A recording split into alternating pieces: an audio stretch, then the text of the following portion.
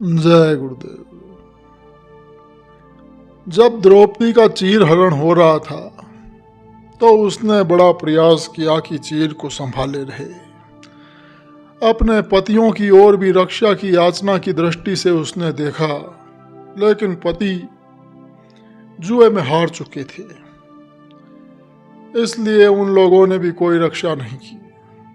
अंत में निराश होकर बेचारी ने भगवान श्री कृष्ण को याद किया। उस याद में भी पूर्ण शरणागति नहीं थी, मतलब कि पूरा विश्वास नहीं था। राधा जी ने कहा कि भगवान, इतनी आर्त होकर द्रौपदी आपसे रक्षा के लिए चिल्ला रही है, आप उसकी रक्षा कीजिए। तब भगवान श्री कृष्ण ने कहा कि मैं क्या करूं, वो तो अब भी चीर को अपने दांतों से पकड़े है और अपने पौरुष की आस लगाए है। जैसे ही चीर दांतों से छूटा तो द्रौपदी ने असहाय होकर भगवान श्री कृष्ण को याद किया कि फौरन चीर बढ़ने लगा। ठीक उसी प्रकार समर्थ गुरु अपने प्रेमी की विश्वास के अनुसार सदैव रक्षा करते हैं। कमी हमारी है कि हम अपने बुद्धि, बल और पौरुष का सहारा लेते हैं, और जो सर्व समृद्ध, परम हितैषी, परम पिता सतगुरु दयाल है, उन पर अटूट विश्वास नहीं लाते हैं। तो आज यहाँ जो घटना प्रस्तुत की जा रही है, ये एक बड़ी ही आश्चर्यजनक घटना है जो गुरु की समृद्धता को प्रस्तुत करती है। घटना है लखनऊ की।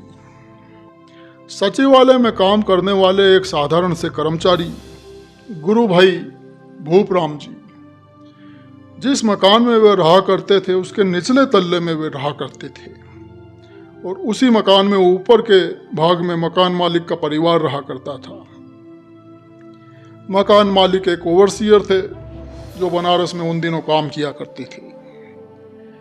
तो मकान मालिक खान पान करने वाले आदमी थे, मतलब मांसाहारी थे। तो खान पान आदि के कारण परम पूज्य स्वामी जी महाराज से उनका विरोध था, उनका विरोध करते थे। परम पूज्य स्वामी जी महाराज जब कभी भी लखनऊ आते तो भूपराम जी के यहाँ जरूर आते। तो मकान मालिक को बड़ी तकलीफ होती। तो मकान मालिक की इच्छा थी कि भूपराम जी मकान छोड़ दें।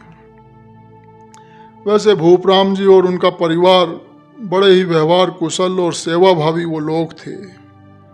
शहर में मकान जल्दी कहाँ मिलता है कि वो मकान बदल लेते। मकान मालिक ने उन्हें हटाने का खूब प्रयास किया, लेकिन हर सत्संगी को परम पूज्य स्वामी जी महाराज की ये शिक्षा है कि जो तो को कांटा बोवे ताही बोए तू फूल, तो ही फूल को फूल है बाको है त्रिशूल। कोई कैसा भी ईर्ष्या द्वेष करे, कष्ट दे, पर हमें तो उसका बुरा मानना ही नहीं है, बल्कि जो सेवा हो सके तो उसकी भलाई का काम ही करना है। मकान मालिक ने बिजली की लाइट काटी, पानी बंद कर दिया, और अपशब्दों का प्रयोग करना तो एक साधारण सी बात थी। लेकिन जब उसने देखा कि ये सज्जन तो कोई परेशानी अनुभव ही नहीं करते हैं, महसूस ही नहीं करते हैं, तो फिर कुछ गुंडे उनके खिलाफ लगा दिए। तो उन दिनों एक नामी गुंडा बनारस का हुआ करता था, उसको ये काम सौंपा। तो उस बदमाश ने सोचा कि सचिवालय को घेर लें।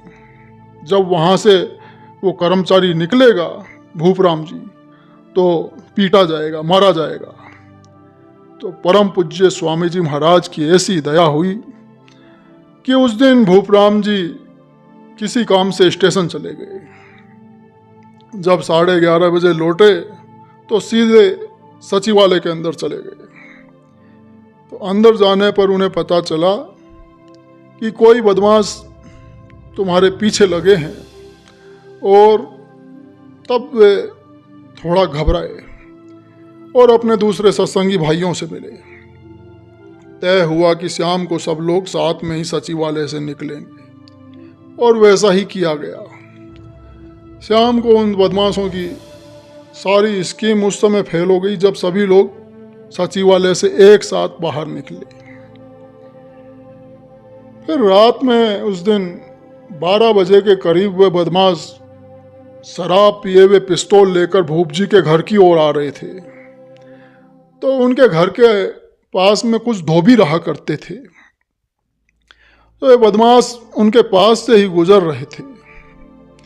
तो उस रात में कोई आदमी जो सफ़ेद कपड़े पहने था और उसके दाढ़ी भी थी, तो उसने उस बदमाश को रोका और पूछा कि कहाँ जा रहे हो? जिस काम के लिए जा रहे हो वो ठीक नहीं है। बदमाश तो अपने जोश में था। उसने उनके सामने पिस्तौल तान दी और पिस्तौल चलाना ही चाहता था कि पिस्तौल उसके हाथ से एकाएक गायब हो गई। जब पिस्तौल अचानक से गायब हो गई तो वो बदमाश कुछ घबरा गया, लेकिन फिर थोड़ा संभल कर पूछा कि आखिर तुम हो कौन? तो उन्होंने कहा कि मैं तो धोबी हूँ, यहीं पीछे रहता हूँ, मगर तुम जिस काम के लिए जा रहे हो वो ठीक नहीं है, लौट जाओ। तो उस बदमाश को शंका हुई कि कोई मेरे पीछे लगा है। तो उस रात को तो वो वापस चला गया और परेशान भी था कि उसकी पिस्तौल गई तो कहाँ गई। दूसरे दिन सवेरे 8 बजे के आसपास भूपराम जी तो कहीं गए हुए थे। उनकी पत्नी बरामदे में सब्जी काट रही थी। बाहर का दरवाजा खुला हुआ था। तो वह बदमाश एक बड़ा सा छुरा लिए घर के अंदर घुसा, लेकिन दरवाजे से बरामदे में भूप जी की पत्नी को देखा तो वो उसे पहचान गया। तो बदमाश बोला कि अरे बेटी, तुम यहाँ कहाँ? तो भूपराम जी की पत्नी ने पूछा कि अरे काका, आप यहाँ कैसे? आइए, अंदर आ जाइए। तो बदमाश घर में चला आया। ये वही व्यक्ति था जिसकी जमानत कई बार भूपराम जी ने करवाई थी और वो उनका बड़ा ही एहसान मानता था। इसी से उनकी स्त्री को भी बेटी कहकर उस बदमाश ने पुकारा था। तो अभी बातचीत हो ही रही थी कि तब तक उस बदमाश ने देखा कि परम पूज्य स्वामी जी महाराज का फोटो सामने टंगा है। तो उसने भूपराम जी की पत्नी से पूछा कि अरे बेटी, ये किसकी फोटो है? तो उनकी पत्नी ने बतलाया कि ये तो हमारे गुरु महाराज हैं, हमारे गुरु महाराज की फोटो है। तो बदमाश बोला कि नहीं नहीं, तुम गलत बतला रही हो। यह आदमी तो रात में गली में मिला था, बोला कि मैं धोबी हूं। तो भूप जी की पत्नी ने कहा कि नहीं नहीं, यह तो हमारे गुरु महाराज की फोटो है काका, और वे आजकल राजस्थान में सत्संग कर रहे हैं, यहाँ नहीं है। तो उस आदमी को विश्वास ही न हो, बार बार कहे कि तुम झूठ बोल रही हो, तुमने इस आदमी को कहीं छिपा रखा है, मेरी पिस्तौल कहाँ है? तो बदमाश भी हैरान, भूपराम जी की पत्नी भी हैरान कि आखिर ये सब क्या हो रहा है, और उनकी पत्नी यूँ हैरान कि ये क्या कह रहे हैं। बड़ी देर तक उसने शुरू से अंत तक सारा किस्सा बताया कि ऐसा ऐसा हुआ, मैं तो बुलाया गया था तुम लोगों को मार डालने के लिए और मकान खाली कराने के लिए, लेकिन तुम्हारे ये गुरु महाराज बड़े सिद्ध महापुरुष हैं, तुम्हारा कोई कुछ नहीं बिगाड़ सकता। हाँ, होशियार रहना, मकान मालिक तुम्हारे पीछे पड़ा है। तो वो बदमाश फिर जब अपने डेरे पर गया तो उसे अपने चादरे के नीचे अपनी पिस्तौल मिल गई। यह है उस समर्थ गुरु की दया कि शिष्य को पता नहीं, मगर गुरु रात को 12 बजे भी हर क्षण रक्षा के लिए तैनात है। जाको राखे साइयां, मार सके ना कोई। जय गुरुदेव।